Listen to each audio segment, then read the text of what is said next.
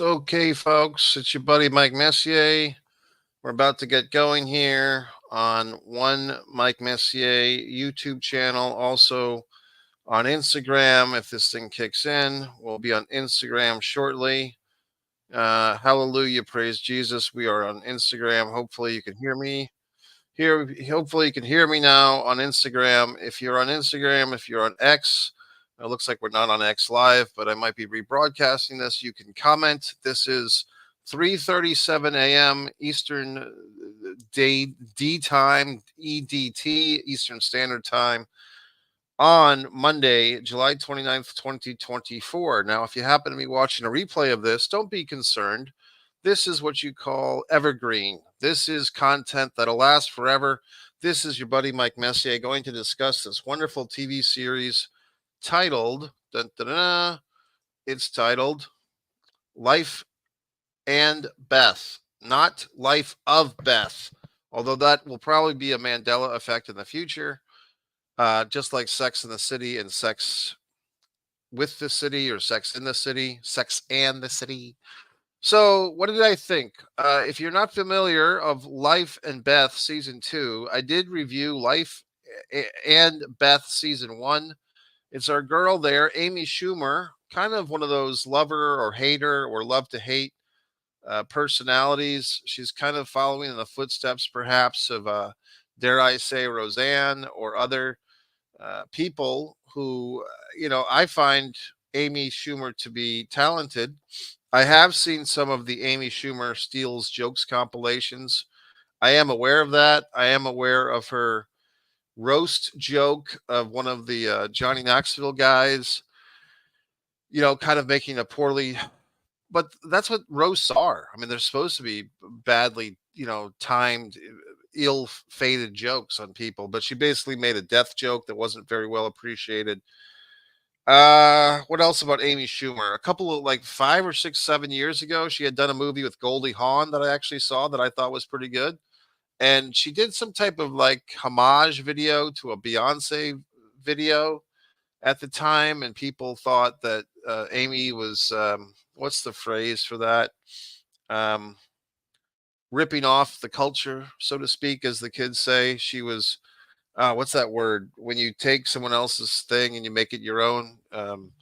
Not paying tribute, but you're like you're stealing their cultural vibe. In any event, I can't think of the fucking appropriation. They thought Amy was appropriating Beyonce's video and so forth. So I don't know. But I mean, I think if anything, any Amy Schumer offenses, I mean, she did fornicate with Dolph Ziggler. You could say that she's related in a sense, a vagina cousin to Sonny, who's now behind bars of all the wonderful women that Dolph Ziggler has bedded for all the wrestling fans. Amy Schumer, in my opinion, I think she's actually talented. I mean, I do. I mean, I didn't see Trainwreck in the theater. I saw it a couple of years later. I thought it was good. I thought the movie with Goldie Hawn was decent. I have sat there and watched her stand up and think she's talented and funny. But at the same time, I can thoroughly acknowledge that it seems like her TV show, the Inside Amy Schumer Show, did have a lot of rip-offs material. So I don't know. I mean, but I do find that in something like this, Life and Beth, as far as I know, there's not a bunch of stand-up comedians claiming that she stole this show from them. I don't know if the show is autobiographical or not, but it says from the mind of Amy Schumer.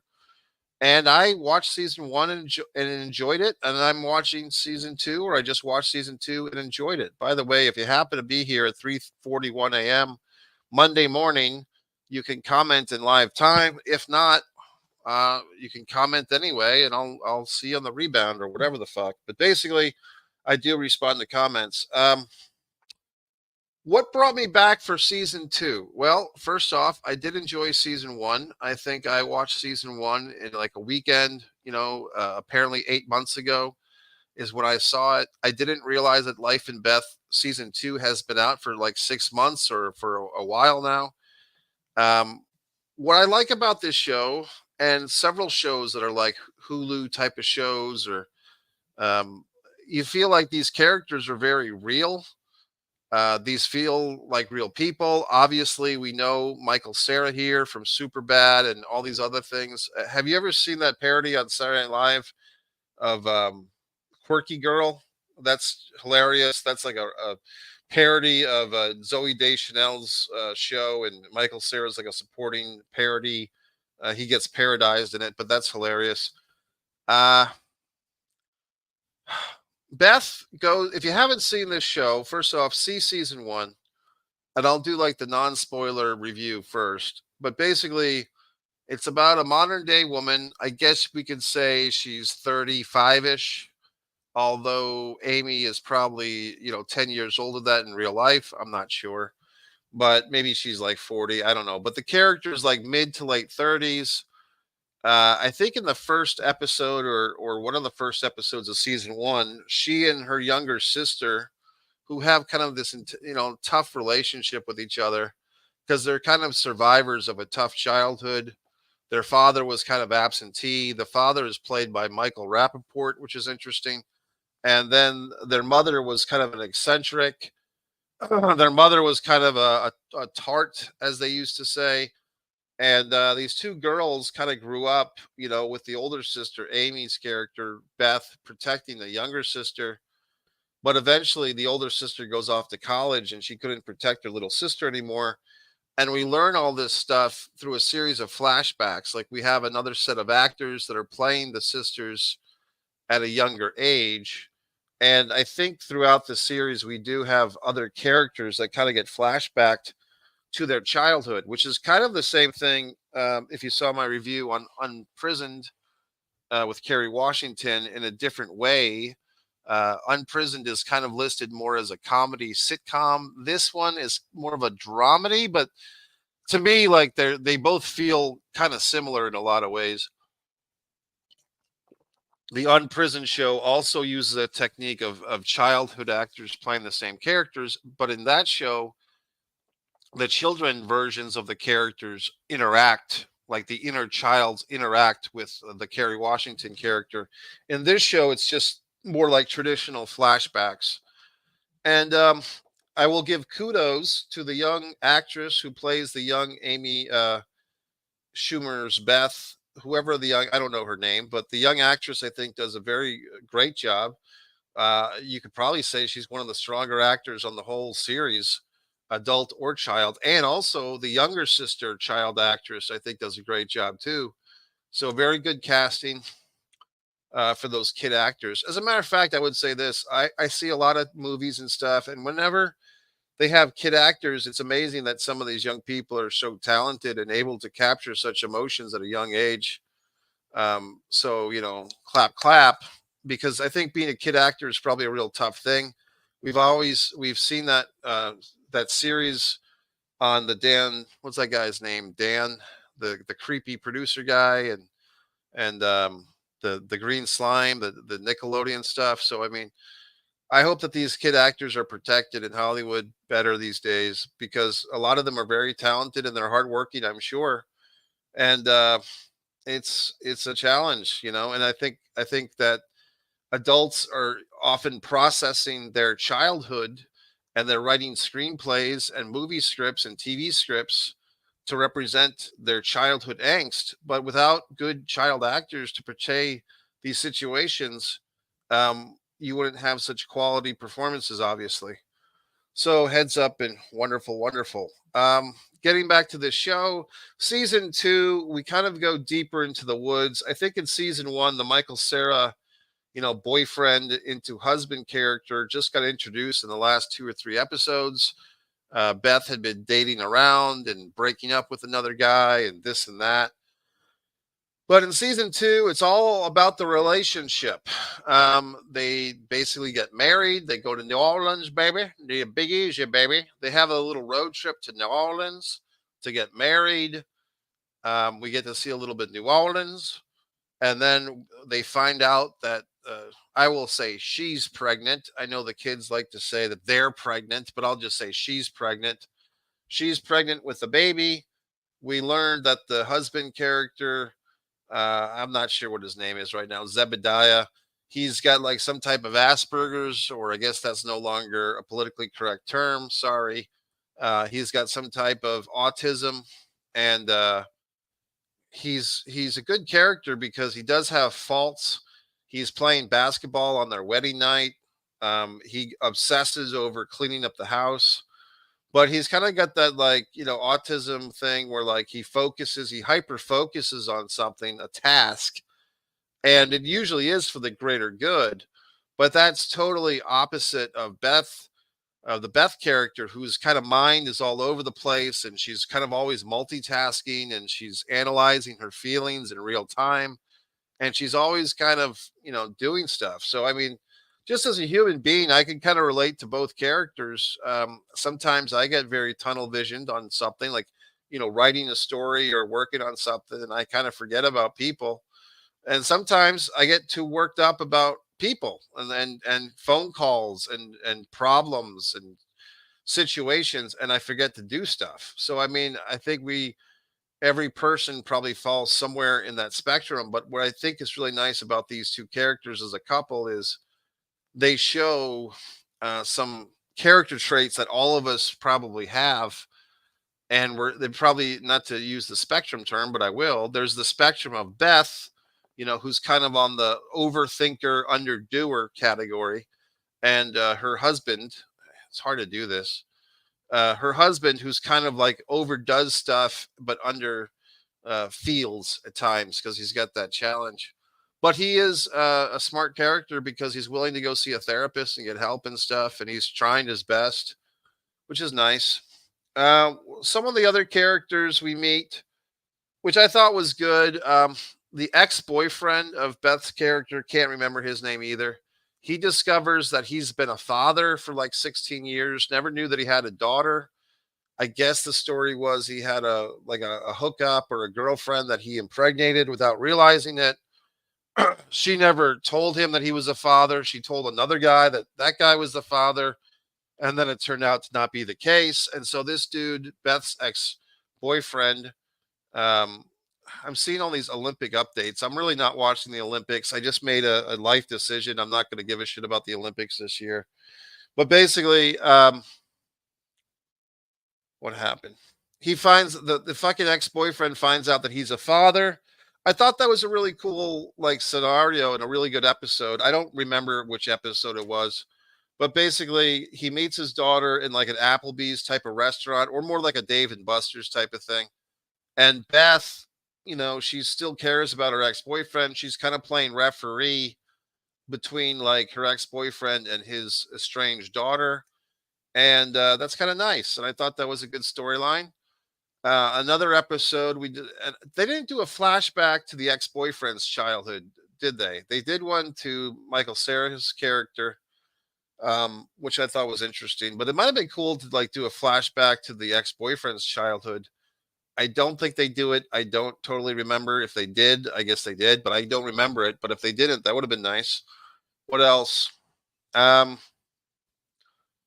God, we do see like late in season two, there's like a series of episodes that have like this, sexual assault warning before the episodes, and uh, I mean, it just seemed like a very awkward, teen hookup thing. I'm trying to, because I guess I was thinking it was going to be more traumatic, but to me, it just seemed like it was just like an awkward thing where young Beth has this boyfriend and she's trying to be intimate with him and he's having issues. Am I forgetting something? Because it didn't seem like an assault. It just seemed like awkward teenage behavior. And maybe I'm just blanking out on something traumatic from the show. I'm not trying to underscore it or anything. I don't remember it. I mean, that's the thing, folks. With these days, it's always you see all these warnings about everything. But I mean, at some point, you just have to watch the show, I guess. But in any event, you do feel a lot of sympathy for the Beth character, and I don't know how much of this show is autobiographical for Amy Schumer, but I'll say this. I mean, if she's coming up with this stuff, if this is really from the mind of Amy Schumer, you got to think that her childhood and had its share of obstacles and stuff. And I mean, I give her respect for making herself very successful and having a good career. And I like I said, I like Amy Schumer in movies and stuff. Because I think she's good. I think she brings out good stuff, and I think her characters are very timely. They're of this generation, and so on and so forth. You know what I mean? So I don't know. I like the show. Trying to think of some other storylines that happened. Oh, the episode, probably the funniest episode of season two, maybe of the whole two seasons, was when they're going to the haunted house.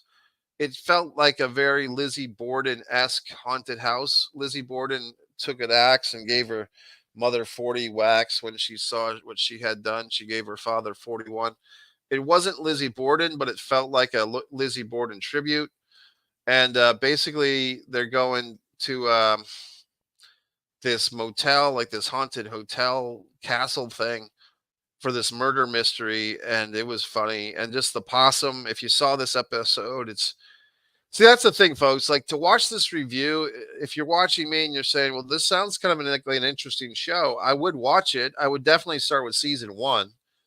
But I mean, I think I'm giving you enough tidbits here that it's a good show. For those of you that have seen it, that fucking possum gimmick was just hilarious. Like, it's dead, and then, and then like it pops in the fucking window. That's funny stuff, and I don't think any other comedian did that on some show and she stole it. So anyway, I just thought it was good.